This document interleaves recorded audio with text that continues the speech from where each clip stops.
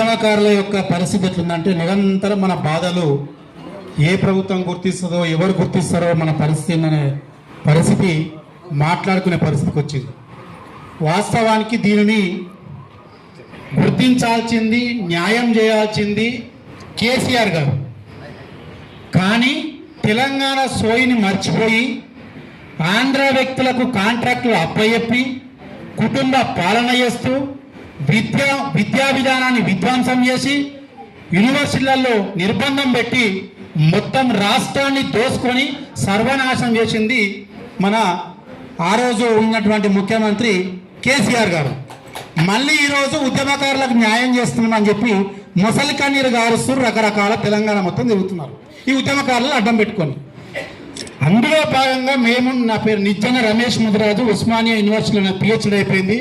తెలంగాణ జనసమితి పార్టీలో ప్రధాన కార్యదర్శిగా ఉన్నాను. తెలంగాణ వచ్చిన తర్వాత కోదండరాం గారి నాయకత్వంలో 2016-17 ప్రాంతం నుండి రాష్ట్రం మొత్తం అమరవీరుల స్ఫూర్తి యాత్ర పేరుతోటి ఎంత నిర్బంధం పెట్టినా తెలంగాణ రాష్ట్రాన్ని రక్షించుకోవాలి, ఈ కేసీఆర్ను గద్దె దింపాలనే ఉద్దేశంతో రాష్ట్రం మొత్తం తిరిగినటువంటి సందర్భం. ఇందాక మన గంగాపురం వెంకటరెడ్డి గారు బీజేపీలో మేధావుల యొక్క రాష్ట్ర కన్వీనర్ ఉన్నారు. వాళ్ళు కూడా కోదండరాం గారి నాయకత్వంలో పనిచేసారు. శ్రీమతి అందరం ఉన్నాం ఇక్కడ ఉన్న వాళ్ళు. కానీ ఈరోజు గౌరవ ముఖ్యమంత్రి కాంగ్రెస్ పార్టీ 45వ పేజీలో ఉద్యమకారులను గుర్తిస్తున్నామని చెప్పి మేనిఫెస్టోలో పెట్టిరు, అభయస్థంలో పెట్టిరు.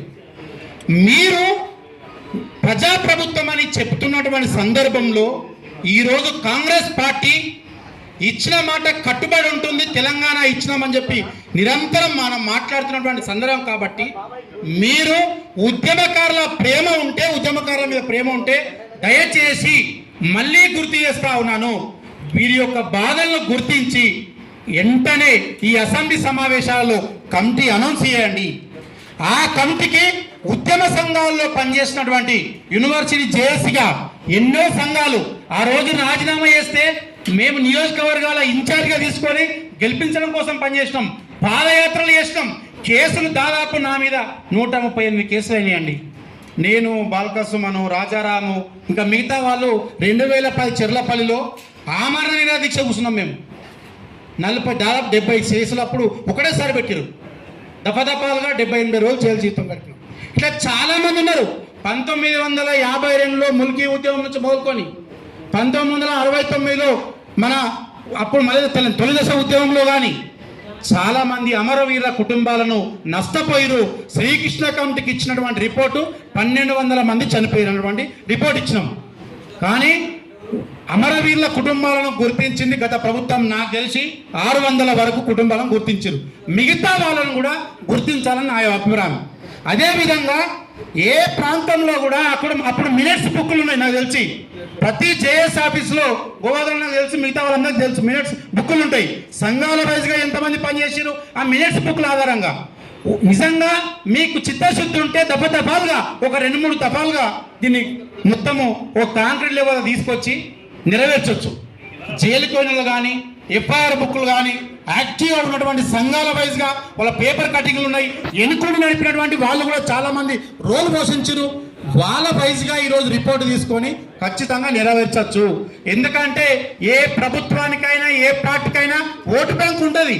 కానీ అంతిమంగా ఆ రోజు అన్ని భావాలను పక్కకు పెట్టి, ఐడియాలజీని పక్కకు పెట్టి రాష్ట్రం కోసం ఏకమైరు. కాబట్టి ఏ పార్టీలో ఉన్నా ఏ సంఘంలో ఉన్నా మొదటగా పనిచేసింది తెలంగాణ ఉద్యమం కోసం, తెలంగాణ రాష్ట్రం కోసం పనిచేసింది. కాబట్టి వాటన్నింటినీ క్రోడీకరించి ఉద్యమకారులకు ఇచ్చినటువంటి హామీలను నెరవేర్చాలని ఈ వేదిక తరపున గుర్తు చేస్తా ఉన్నాను, కోరుతా ఉన్నాను. అదేవిధంగా కేసీఆర్ ప్రభుత్వం ఏర్పడిన తర్వాత చాలా ఉద్యమాన్ని కించపరిచే విధంగా ఆ యొక్క బుక్కులలో రచించిండ్రు.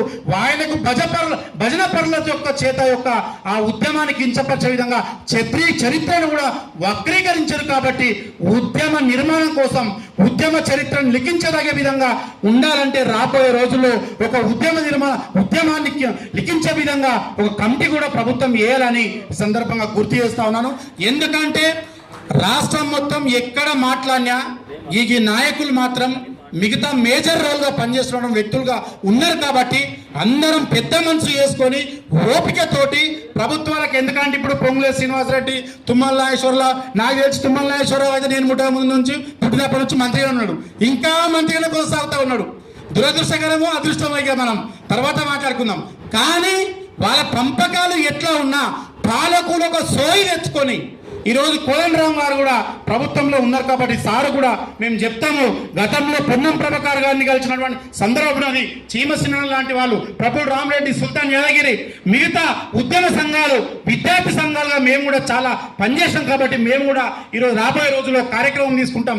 కాబట్టి ఈ ఉద్యమ చరిత్రను లిఖించే విధంగా, ఉద్యమకారులకు ఇచ్చినటువంటి హామీలను నెరవేర్చే విధంగా, గతంలో స్వాతంత్ర సమరయోధులకు ఏ విధంగా న్యాయం జరిగిందో, జార్ఖండ్లో ఏ విధంగా ఉద్యమకారులను గుర్తించారో వాటిని కూడా మీరు ఒక్కసారి మనం గైడ్ చేస్తూ ఈ ప్రభుత్వానికి మనము ఒక రిప్రజెంటేషన్ గా ఒక వినతి పత్రం తయారు చేసి ఇచ్చినటువంటి సందర్భం ఉన్నది. కానీ మళ్ళా మనం గుర్తు చేస్తూ రాబోయే రోజుల్లో ఈ హామీలను నెరవేర్చుకునే విధంగా మనం ముందుకెళ్దామని ఆశిస్తూ ఈ అవకాశం ఇచ్చిన ప్రజలందరికీ ధన్యవాదాలు తెలియజేసుకుంటూ ముగిస్తా ఉన్నాం.